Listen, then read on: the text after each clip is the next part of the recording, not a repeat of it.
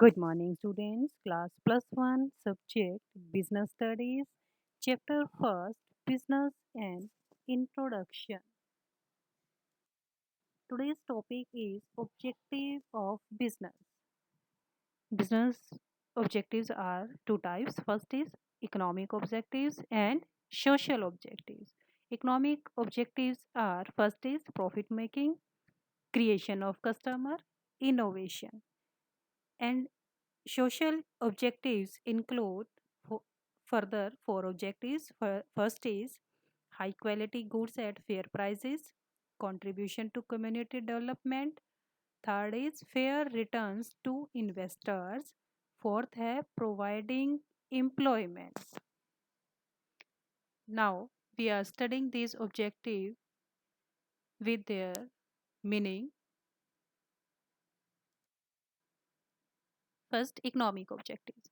Economic यानी कि eco जब कहा जाए तो वो पैसे से रिलेटेड है. इकोनॉमिक एक्टिविटी ऑब्जेक्टिव्स में हम वो सारे ऑब्जेक्टिव्स इंक्लूड करेंगे जिसमें हमारा मेन जो मोटिव है वो पैसा अर्न करना है.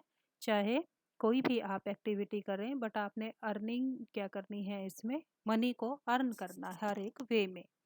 फर्स्ट है आपका प्रॉफिट मेकिंग. प्रॉफिट मेकिंग जो क्या है, हर एक बिजनेसमैन का मेन पर्पस होता है कि वो सेल्स गुड्स की और सर्विसेज की सेल करके वो प्रॉफिट अर्न करे. ठीक है, तो प्रॉफिट अर्न करना है, पर प्रॉफिट दो तरह का होता है, मैक्सिमम प्रॉफिट और सफिशिएंट प्रॉफिट. अब मैक्सिमम क्या है कि बाय हुक एंड क्रूक आप किसी भी वे से अपने प्रॉफिट को बढ़ा रहे हैं.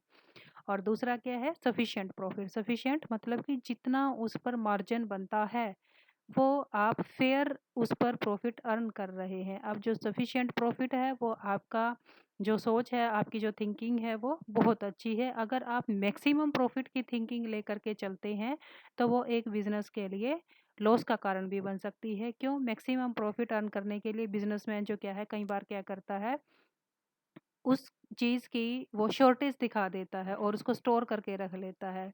ठीक है, और या फिर उसमें मिलावट कर देता है प्रोडक्ट में, उसमें जैसे चावलों में, उसमें दाल में कंकड़ पत्थर मिला दिए, और इस तरह से जो क्या है वो अपने प्रॉफिट को अर्न ज़्यादा से ज़्यादा बढ़ाना चाहता है.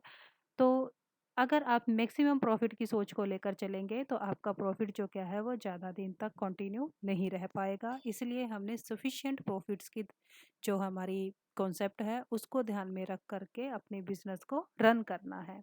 सेकंड है क्रिएशन ऑफ कस्टमर.